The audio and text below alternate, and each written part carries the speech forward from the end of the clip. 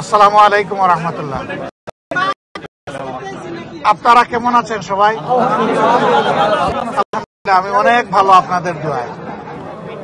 শুধু খারাপ লাগে যে এত বড় একটা আয়োজনে আপনারা সারাদিন ধরে ছিলেন।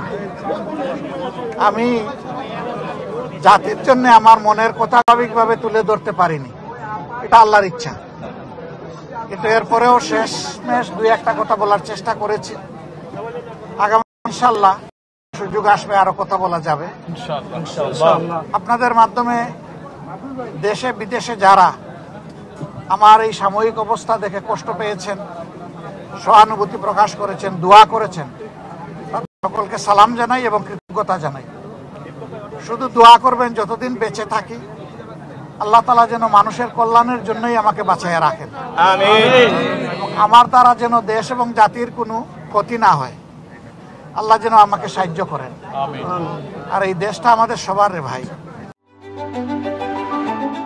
Hire Google TV, endless color, smart living.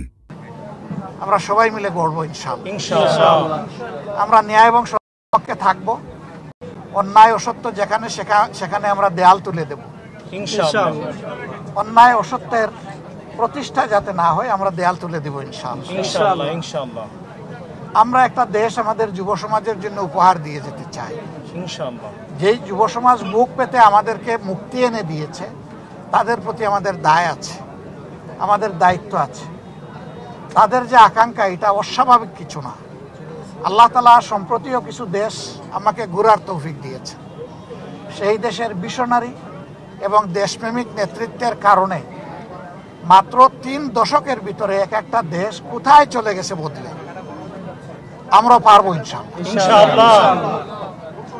সবাই আমাদেরকে একটা কথাই বলেছে, তোমরা যদি শুধু দুর্নীতিটা দমন করতে পারো তোমাদের দেশ আমাদের চেয়ে আরো সুন্দর হয়ে যাবে ইনশাআল্লাহ। কারণ তোমাদের মানুষগুলো আমাদের দেশে যারা সার্ভিস দেয়, তাদের সার্ভিসের উপর ভিত্তি করে এই সমাজ যদি আগাইতে পারে তাহলে তোমাদের দেশ কোনো আগাবে না।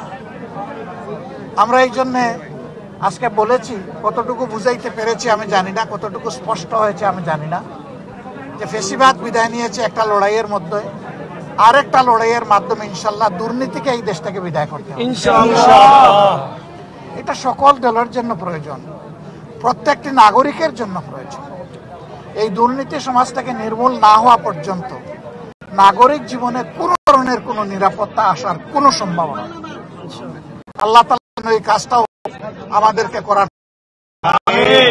আর আমার জীবন নিয়ে আমি খুব বেশি উচ্চাভিলাষ তো নাই, আমি কোনো আশাও পোষণ করি, কিন্তু আল্লাহর কাছে একটা জিনিস চাই, যে জাতির প্রয়োজনে আমি এই জন্য শহীদ হতে পারি। আপনারা সবাই দোয়া রাখবেন। আসসালামু আলাইকুম।